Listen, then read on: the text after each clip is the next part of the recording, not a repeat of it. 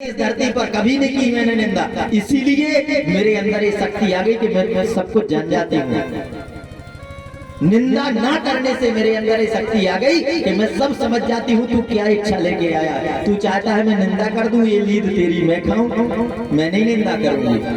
कहने का तात्पर्य जिसके दुख बटाने हो तो मैं, जिसके पाप हो जीवन में लदे हो उसकी बुराई किया करो, बांट लोगे सब लोग मिलके। इसलिए जिसकी निंदा जो करता है उसके पापों को बांटते हो आप, और जिसकी बुराई हो निंदा हो उसको कष्ट होने की बात नहीं है, दुखी नहीं हुआ करो। महाराज हमारे तो वो बहुत बदनामी करते हैं, अरे करने दो, तुम गलत नहीं करो, वो करते हैं ना बदनामी, तुम्हारे पापों को बांट रहे हैं, तुमसे अच्छे मित्र है। इसलिए तो लिखा संतों ने कि निंदक नीरे राखिए आंगन कुटी चीज, निंदक रखने से तुम्हारी अच्छा होने वाला है, तुम्हारे पाप बांट लेंगे। सास तुम्हारी बुराई करती है, बहू प्रसन्न हो, तुम जितना पाप किए हो सास बांट रही है, और जो बहू अपनी सास की बुराई करती है तो बहू बांट रही है, ये इसका फल है। तो इस प्रकार से महाराज ये अजामिल का जब मुक्ति हुई, उद्धार हुआ सिर्फ भगवान का नाम लेने से, तो प्रभु ने कहा, हेमराज जी ने, दूतों ने पूछा तो हम किनको पकड़ के लाए? बोले आप उनको पकड़ के लाओ जो भगवान का नाम नहीं लेते, जो भगवान के मंदिर में जाए, भगवान के सामने मस्तक ना झुकाएं, जो प्रभु के सामने मस्तक नहीं झुकाते हैं, प्रभु के सामने बंधन नहीं करते हैं, भगवान का नाम नहीं लेते, जिसने सब कुछ दिया कृतज्ञ है वो, उनको पकड़ पकड़ करके लाओ। और जो भगवान का नाम ले, हरि संकीर्तन करे, उनको छूना भी नहीं। और बताओ बिना भाव के भी ना, अजामिल ने नाम ले लिया तो उसकी मुक्ति हो गई, और जो भाव से लेगा तब उसको तो छू भी नहीं पाओगे, पास भी नहीं जा पाओगे हमदूत आप। तो इस प्रकार से महाराज एक फिर मनमंत्रों का प्रसंग आता है, और एक मनमंत्र में पहला हिरण्य कश्यप इत्यादि का प्रसंग आता है, और गजग्राह की मुक्ति होती है। एक मनमंत्र में समुद्र मंथन, और समुद्र मंथन जब होता है, क्योंकि समय बहुत गति से बढ़ रहा है तो अब बस चंद क्षणों में आगे जन्मोत्सव की तरफ बढ़ेंगे, समास विधि से बढ़ना पड़ेगा और कोई तरीका ही नहीं है। तो जब समुद्र मंथन हुआ, और समुद्र मंथन में सर्वप्रथम जो प्रकट हुए थे वो सुरभि गौ माता प्रकट हुई, और उनके पीछे लक्ष्मी जी प्रकट हुई थी।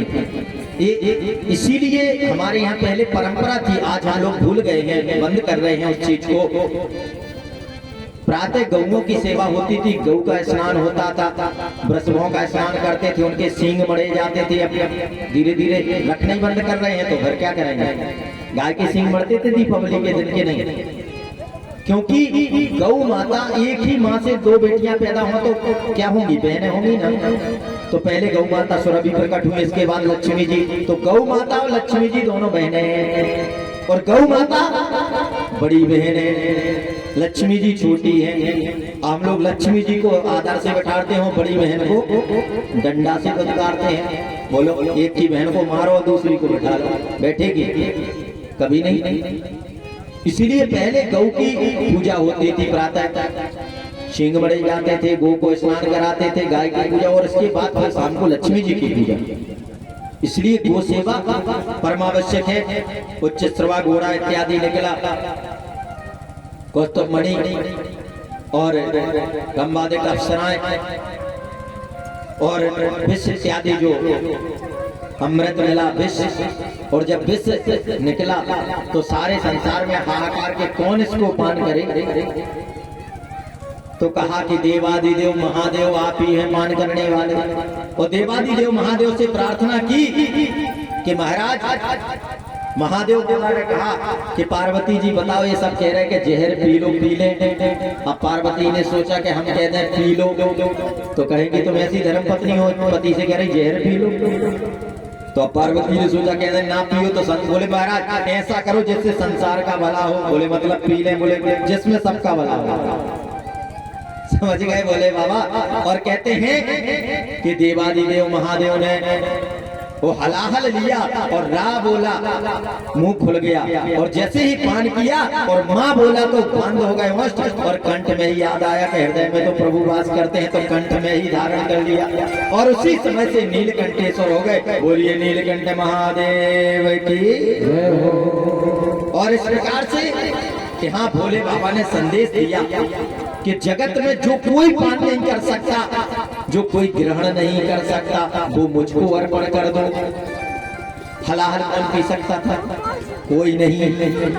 और लोगों ने क्या किया? बोले महाराज हम भोले के भगत हैं, इसलिए हम बम भोले की बोल के और फिर जय शुरू करते हैं।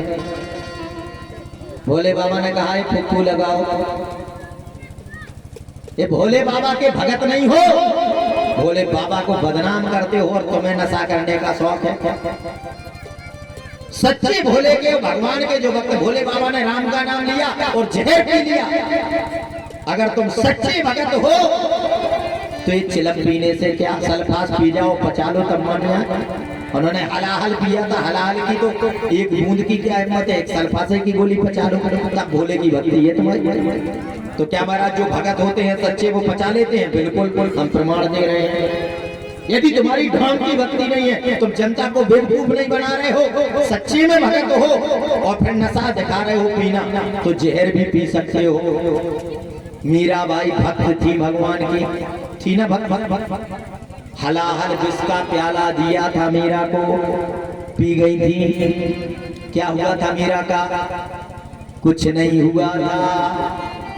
सच्चे भक्त वो होते हैं, सच्चे भगत नहीं होते हैं कि बीड़ी पी जाओ, गांजा पी जाओ, शराब पी जाओ और बम बम भोले, नशा करने को भोले, नाम भोले का ले रहे और नशा कर रहे और दुनिया को बता रहे हम भगत है। तुम 1% भी भगत नहीं हो। भगत के नाम पे कलंक हो, अपराधी हो, समाज के लिए कलंक ही कलंक हो। मनुष्य जीवन पा करके सर्वाधिक तिरस्कार कर रहे हो, इस देह का अपमान कर रहे हो, घोर नरकगामी बनने का रास्ता, एक खतरनाक रास्ता है, बिल्कुल भी उचित नहीं है। इस मनुष्य देह में जैसा पवित्र और इसके अंदर ये व्यसन डालना, गुटखा बीड़ी सिगरेट शराब मांस खाना बिल्कुल भी उचित नहीं है।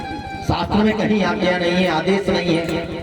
सब लोगों ने अपने जानबूझ करके अपनी सुविधा के लिए निकाल लेते हैं इधर उधर से। गलत अर्थ निकालोगे, गलत है। इसलिए भोले बाबा ने संकेत दिया, भांग धतूरा से लेकर के जो कोई संसार में तुम्हारे लिए नहीं, वो उनको अर्पण कर दो। अरे हलाहल जैसा विष उन्होंने पान किया, वो तुम्हारी रक्षा करेंगे, तुम्हारे लिए नहीं है, भोले के लिए। उनकी नकल सिर्फ गांजा पीने में करते हैं, शराब पीने में करते हैं, अन्य नशा करने में। अरे वो बिच्छू लटकाए हैं, सांप लटकाए हैं, तुम भी कान लटका के चले कटवाओ। अकेले एक चीज में नकल करने में थोड़ी होता। इसलिए ये भोले बाबा ने संदेश दिया। और जब अमृत इत्यादि का मोहिनी अवतार के माध्यम से पान कराया, स्वरभानु नाम का दैत्य जाकर के छुप करके बैठ गया, अमृत घटक गया तो उसके 2 भाग हो गए, राहु केतु के रूप में चंद्रमा इत्यादि को करने लगे। अब महाराज इस प्रकार से कहने लगे कि जो प्रभु हमारे जिस वंश में हम पैदा हुए, राजा परीक्षित ने कहा कि प्रभु बहुत देर से उनके वंश की वंशावली सुनने की इच्छा हो रही है और ये कैसे कैसे ये लीला हुई बताएं। तो पहले प्रथम सूर्य वंश के विषय में वर्णन कहते हैं और कहते हैं कि ब्रह्मा से मरीचि पैदा हुए, मरीचि के कश्यप विवस्वान इक्ष्वाकु कुशनामनि विवनासमान दाता दिलीप भागीरथ रघुवंश और अज के दशरथ, और जिनसे 4 पुत्र राम लक्ष्मण भरत शत्रुघ्न हुए। तो आइए थोड़ा राम जी की प्रार्थना के तत्पश्चात फिर चंद्रवंश का वर्णन हो शीघ्र में कि भय प्रगट कृपाला दीन दयाला कौशल्या हितकारी हर्षित महतारे मन मनहारी अद्भुत रूप विचारी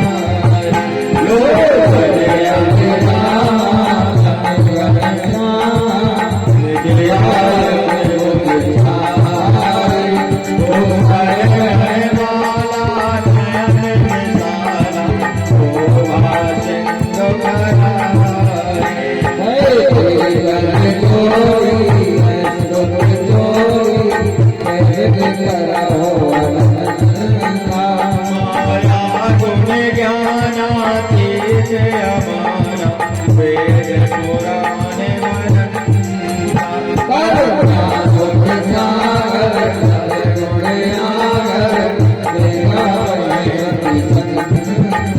तो ममेत लागे जनोन रागे माया प्रगट श्रीगंगा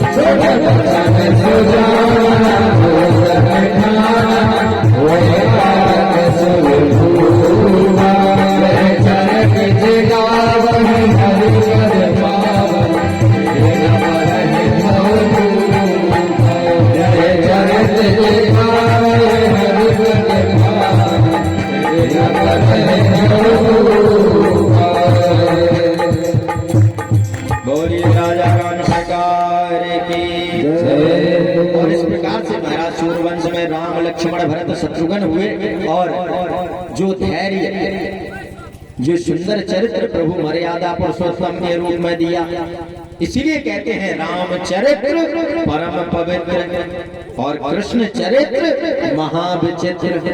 अच्छों की समझ में नहीं आता, इसलिए जाने दुनिया के कुतर के रखते रहते। आगे प्रसंग आएंगे, 4 सिर वाले ब्रह्मा जी भी चक्कर में पड़ जाते हैं कन्हैया के। हम आप तो एक खोपड़ी वाले क्या समझोगे?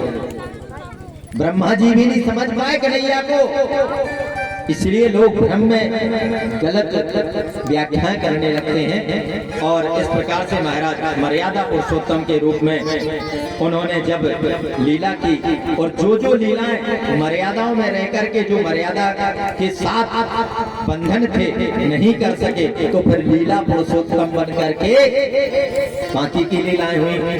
तो अब महाराज चंद्रवंश की पुण्यवयी कथा श्रवण करें कि भगवान नारायण के नाभि कमल से ब्रह्मा और ब्रह्मा के बेटा अत्रि मुनि, अत्रि के बेटा चंद्रमा, जिनसे चला चंद्रवंश। और चंद्रमा के बेटा बुध, बुध के बेटा पुररवा हुए, इन्हीं पुररवा का दूसरा नाम एल था। और राजा एल का विवाह उर्वशी अप्सरा के साथ हुआ और उनके आयु शतायु सत्यायु रहे जय विजय आदि 6 बेटा हुए। और इन्हीं के वंश में महाराज पुरु वंश में ही राजा दुष्यंत का जन्म हुआ था। प्रतापी उनके भरत हुए जो सिंहों से क्रीड़ा करते थे। और इस प्रकार से पुरु महाराज के जो सबसे बड़े भाई थे यदु, उनसे चला यदुवंश। बहुत सुंदर और एक से एक शूरवीर प्रतापी राजा हुए, जिनका यशोगान आज भी हम एक राजा के विषय में यदि किया जाए तो वर्षों तक गाथाएं चल सकती हैं। बड़ी लंबी वंशावली है। यदुवंश में अजमेर, देवमेर, सूरसेन प्रभृति आदि बड़े प्रतापी राजा हुए। महाराज सूरसेन के बेटा आनक दुंदुभी, इन्हीं का नाम वसुदेव है। और इनकी 7 पत्नियां थी। उनकी सप्तम पत्नी देवकी के गर्भ से 8वीं संतान हुई। और इस प्रकार से महाराज सारा वर्णन करके कह दिया कि 8वीं संतान में कृष्ण कन्हैया हुआ। महाराज परीक्षित बोले, सरकार इतनी देर से हमें सब भूख प्यास सब भूल गई और बड़ी इच्छा थी कि हम कैसे हुए, कैसे अष्टम पुत्र हुए, कैसे उनके 6 पुत्रों को नष्ट किया, ये सब जानकारी लेने की इच्छा थी। और आपने तो बच्चे फट करके सब उधर सूर्यवंश की वंशावली और इधर चंद्रवंश की सुना दी और बोले लो 8वें पुत्र कन्हैया हुए। महाराज ये तो थोड़ा सा विस्तृत तो बता दो, तब कहते हैं सुनो। महाराज राजा उग्रसेन के पुत्र जब सिंहासन पर कंस ने उन्हें उतार करके बंद कर दिया, जेल में कैदी कर दिया और कंस बैठ गया सिंहासन पर, तो सारे राज्य में कंस की बदनामी होने लगी, लोगों में चर्चा होने लगी, अरे बताओ कैसा राजा है, ऐसा बेटा है, बाप का नहीं हुआ तो हमारा क्या होगा। मंत्रियों से सलाह ली तो कहा महाराज ऐसा कोई काम करो जिससे आपकी बदनामी ना हो, लोग प्रसन्न हो। तो इनके सगी बहन नहीं थी, ये देवकी चचेरी बहन है, तो देवकी का फिर विवाह किया और बड़ी धूमधाम से किया और इतना जोरदार विवाह किया कि लोग देखने वाले अचंभित हो गए और कहने लगे कि हे भगवान, हम सोच रहे थे कि महाराज हमारे कंस बड़े दुष्ट राजा है, अरे देखो तो सगी बहन ना सही तो ना सही, सौतेली बहन का भी, चचेरी बहन का भी महाराज कितना सुंदर विवाह किया, कितना खर्चा किया, चमत्कार है। और निश्चित तौर पर ये नारियल की तरह है हमारे महाराज, बाहर से कठोर हैं और अंदर से बड़े कोमल हैं। अब जनता का भाव बदल गया, ये तो कब जनता की हवा बदल जाए पता थोड़ी लगता। कंस ने सोचा अब तो बढ़िया है, अब और थोड़ा सा माहौल बदले, तो बोले विवाह, खूब विवाह संपन्न हुआ, बोले विदाई भी करने हम ही जाएंगे, रथ भी हम ही आते हैं। अब रथ हाँकने को हुआ, इधर देवताओं ने देखा, बोले अब तो सारा मामला गड़बड़ होने वाला है, क्यों इतना अच्छा विवाह कर दिया और विदाई करने जा रहा। अब बताओ जब इतना अच्छा विवाह किया तो देवकी का तो प्रिय है ही, अब देवकी इसलिए रखेगी, आना जाना भी लगा रहेगा और फिर इन्हीं के घर में कन्हैया को जन्म लेना, तो मामा जी से जब कोई खटाई पट नहीं तो फिर आगे का प्रोग्राम सब खत्म। लड़ाई जब लड़ाई नहीं, कुछ विवाद ही नहीं, और इनसे कहेंगे कि मारो कंस को, तो वो कहेंगे हम अपने मामा जी को क्यों मारे, भैया कोई लड़ाई झगड़ा थोड़ी है हमारे। देवताओं को नहीं सहन हुई, बोले एक काम करो, ये कार्यक्रम गड़बड़ होने वाला है, नहीं तो जैसे ही विदाई करने जा रहा था कि महाराज उसी क्षण आकाशवाणी हुई कि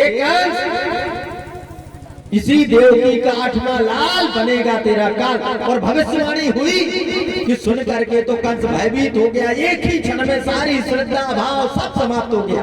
दुष्ट आदमी का श्रद्धा भाव ज्यादा नहीं टिकता, क्षणिक में बिगड़ जाता, और पकड़े बाल और बालों को पकड़ करके घसीट करके देवकी को जमीन पर डाल दिया, तलवार निकाल ली और चोर की तलवार की चोर की चमक को देख करके और कहा मैं इसी क्षण। अब बसदेव जी ने देखा कि हे भगवान, तो वध कर देगा दुष्ट व्यक्ति, इस क्षण बचाओ किसी तरीके से प्राण। हाथ जोड़ के कहा और पकड़ लिया, अरे महाराज क्या कर रहे हो, अरे अभी आकाशवाणी नहीं हुई, इस देवकी का लाल बनेगा मेरा काल, मुझको मार डालेगा। अरे महाराज देवकी नहीं है ना, देवकी का लाल जो इससे बेटा होगा वही तो तुम्हारा काल होगा। हाँ तो अरे आप इस समय बदनामी हो जाएगी और ऐसा कलंक लगेगा कि जिंदगी भर नहीं धो पाओगे। तो क्या करें महाराज, नियम है मूर्ख और संग दूसरों के ही फूंकने से बनते हैं। तो बसदेव जी ने कहा अरे चिंता नहीं करो, हम वचन देते हैं जो भी संतान होगी तो मैं सौंप देंगे। अरे आप अभी मारोगे तो सब गड़बड़ हो जाएगा, ठीक है। और इस तरीके से महाराज जाकर के बंदी बना दिया, और जैसे ही प्रथम लाल हुआ कि वचन के अनुसार बसदेव जी देने को गए और देने को गए लिया लाल को, अरे ये छोटा सा बच्चा क्या मारेगा हमें, ले जाओ वापस। और 8 में से दिक्कत है, तो पहला है, ले जाओ। और जैसे ही लेके वापस गए कि नारद जी ने कहा फिर मामला गड़बड़ होने लगा। अरे दुष्ट आदमी के अंदर दया की जरूरत ही नहीं है, ये दया क्यों करे, इसका तो घड़ा जितने जल्दी भरे उतने जल्दी निपटे। उधर से एक कमल घुमाते हुए ऐसे आ गए, नारायण नारायण करते हुए, और जैसे ही आए अरे देवर्षि नारद आइए, क्या है, बोले कुछ नहीं, बस सरकार हमें से निकल रहे थे, हमें थोड़ा सा हिसाब समझ में नहीं आ रहा था इस कमल का, हमने सोचा आपसे पूछ लें थोड़ा सा, गणित हमारी कमजोर है। बोले क्या है, बोले इसमें 8 पंखुड़ी हैं, हमें पूछ रहे थे पहली वाली कौन है। कंस ने कहा ये, तो उन्होंने इधर से गिनना शुरू की, 1 2 3 4 5 6 7 8, बोले ये वाली, तो इधर से गिन दी। अब 8 कुल है, तो इसको पहली गिनोगे तो 8वीं हो जाएगी, इसको पहली तो 8वीं होगी। महाराज 8वीं कौन है और पहली कौन है, अब तो उसका दिमाग घूमने लगा कंस का। जिसको पहली कह दो वो 8वीं हो जाती है, पीछे से गिन दो तो वो 8वीं, जिसको 8वीं कह दो वो पहली हो जाती है, उसी से गिन दो तो 8वीं अगली है। अब तो सब 8वीं हो, सब पहली है। बोले समझ गए ना? बोले गुरु को समझ में नहीं आ रहा। अरे बोले तो इसीलिए तो हम आए हैं तुम्हारा इंतजाम करने। अब तुम गिनती कर रहे 1 2 3 4 5 6 7 8, तुम्हें पता है क्या? उसने गिना हो 8 7 6 5 4 3 2 1, पहले जी 8वां हो, 8 तक की गिनती है ना, तो पहले 8वां आए, फिर 7वां आएगा, फिर 6वां। और यार ये तो गड़बड़ मामला है। कहा क्या पता कहां से गिनती है, नारायण का भरोसा नहीं करो। अरे सरकार जी वो और नारद जी ने कर दिया इंतजाम, लाओ लाओ जल्दी हो, लाया पहले बच्चे को पछाड़ मारेगा, गोविंदाय नमः। दूसरा हुआ तृतीय चतुर्थ पंचम। और इस प्रकार से जैसे ही षष्ठम गर्भ में महाराज कहते हैं जब देवता अवतार में छोटे बने थे शेषावतार, तो कहा कि आप हमारी बात नहीं मानते थे। बोले क्या है? बोले अब की बार में हमको बड़े भैया बनना है शेषनाग जी। तो बोले ठीक है आप बड़े भैया बन के आ जाओ। तो अब की बार बल जाओ भैया, बड़े बन के शेषावतार जी आए हैं। तो योग माया को आदेश दिया कि जाकर के संकर्षण द्वारा योग माया से और रोहिणी मैया के घर में स्थापित कर दो। और इस प्रकार से षष्ठम और अष्टम गर्भ में जैसे ही प्रभु आए हैं गर्भ में कि माता देवकी के चेहरे पर दिव्य ओज तेज और आभा मंडल चमक आ गई। एक चारों ओर का सुंदर एक दिव्य प्रभा आ गई। और समस्त परमात्मा के आने से पूर्व भी समस्त देवी देवता देव वृंद इत्यादि महात्मा ऋषि वृंद सभी तैयारियों में लग गए। कोई बड़े प्रधानमंत्री को आना हो तो इतवार की भी छुट्टी कैंसिल हो जाती है। तो इसलिए कहते हैं कि रात के समय भी महाराज कमल खिल गए। लोग कहते हैं रात में तो कमल खिलता नहीं। अरे खिलता नहीं, रविवार खूब छुट्टी का है, हमेशा छुट्टी होती है, लेकिन बड़ा कार्यक्रम हो तो कैंसिल। तो ऐसे ही रात में कमल खिल गए सुंदर। अति सर्व गुणोपेत काला परम शोभनम। और इस प्रकार से सभी गुणों से वो काल परम शोभनीय हो गया और परम शोभनीय काल बन गया। और 4 भुजाओं से युक्त परमात्मा जी अब प्रकट हुए हैं। और प्रकट होकर के देवकी वसुदेव को सब कुछ बता दिया कि कैसे जाना है और कैसे लाला को लेके जाना, लाली को वापस लाना है। सारी प्रभु ने रचना कर रखी है। तो कहते हैं कि जैसे ही एक काल आया है कि महाराज भादों का महीना आ गया, कृष्ण पक्ष आ गया, अष्टमी तिथि आ गई, रोहिणी नक्षत्र आ गया, हर्षण योग आ गया, पवकर्ण आ गया और मध्यरात्रि के 12 का समय हो गया। और उस समय अचानक बसदेव देवकी के सम्मुख चतुर्भुज दिव्य नारायण रूप में परमात्मा प्रकट हो गए और बसदेव देवकी स्तुति करने लगे उनकी कि तमद्भुतम बालकमंबोक्षणम चतुर्भुजम शंख गदारदार्धदम। और इस प्रकार से जब 4 भुजाओं से युक्त शंख चक्र गदा से युक्त प्रकट हुए और देवकी ने कहा कि प्रभु वैसे बेटा ऐसे होते नहीं है। अरे 4 हाथों के बेटे कहीं होते हैं कि शंख चक्र गदा लेकर के हों। तो परमात्मा ने आशीष दिया और कृपा की और उस समय रोए बिल्कुल भी नहीं, बालक रूप में प्रकट तो हो गए। क्यों? जब रामावतार में आए थे तो उस समय दिन के 12 बजे आए थे। क्यों? क्योंकि पूरे राज्य में सब जगह उल्लास हुआ था, लोग थाली फूल से सब कुछ लेकर के भागे थे, बधाई ले लेकर के दशरथ जी के यहाँ दिन में आए थे, इसलिए 12 बजे आए। अब चोरी से आए हैं तो रात को 12 बजे आए हैं। चोरों का काम कब आना, रात ही में तो आएंगे। तो रात के 12 बजे आए हैं और यहाँ रोए बिल्कुल नहीं। क्यों नहीं रोए? रोए इसलिए नहीं कि रोएंगे तो मामा जी लोग लाठी डंडा लेके भागेंगे, यहाँ बधाई थोड़ी आनी है। जैसे ही पता चल जाएगा कि अरे लाला हो गया है तो डंडा लेके आ जाएंगे कंसमा वालों, तो इसलिए बिल्कुल चुपचाप रहे। और महाराज कहते हैं इधर सूप में लिटा करके और बसदेव जी चले हैं लेकर के, और वहां पहुंचते हैं तो यहाँ से तो जाते हैं चुपचाप, और जैसे ही सिर पर रखा है कन्हैया को कि सारे हाथों की बेड़ियां, पैरों की बेड़ियां, हाथों की हथकड़ियां कट गई। परमात्मा ने संकेत दिया कि जो भी मेरे प्यारे कन्हैया को सिर पर बिठा लेंगे उनकी हथकड़ी, बेड़ियां, सब कुछ, सारी जंजीरें कट जाएंगी, सारे बंधन कट जाते हैं और फाटक खुल गए, सारे पहरेदार सो गए।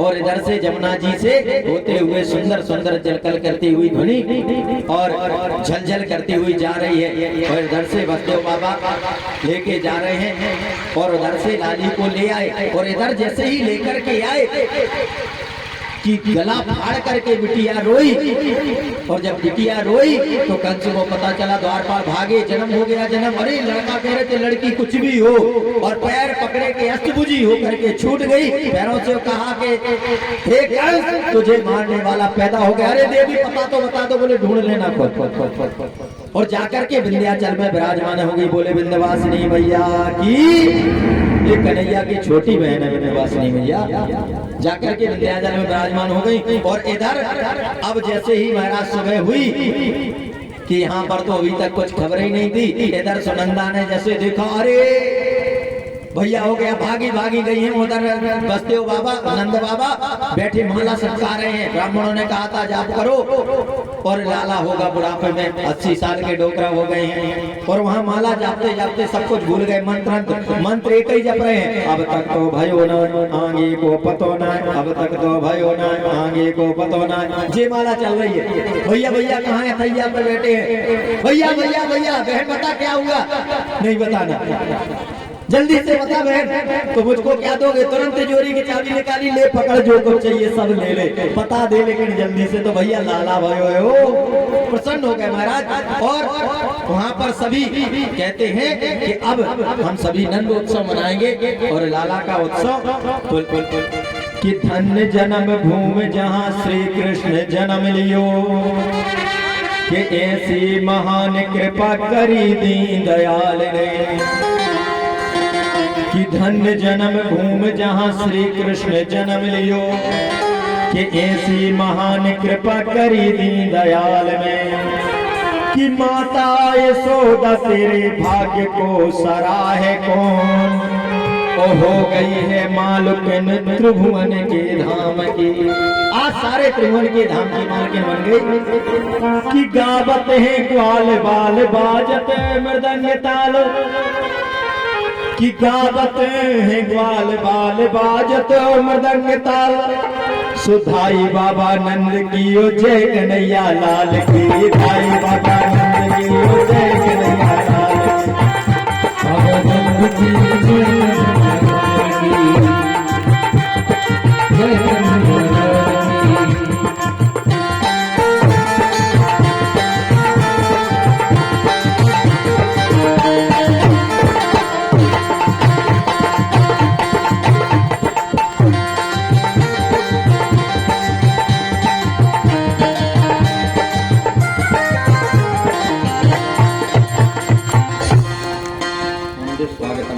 स्वागत गीत की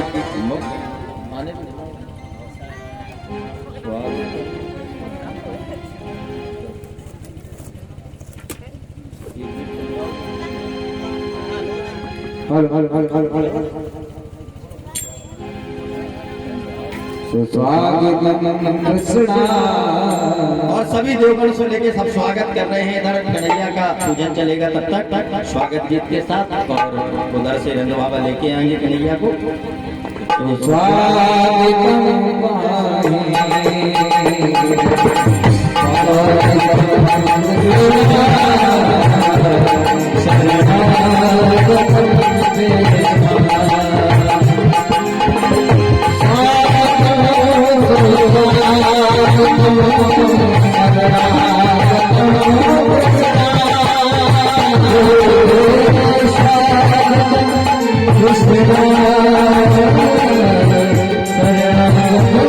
Krishna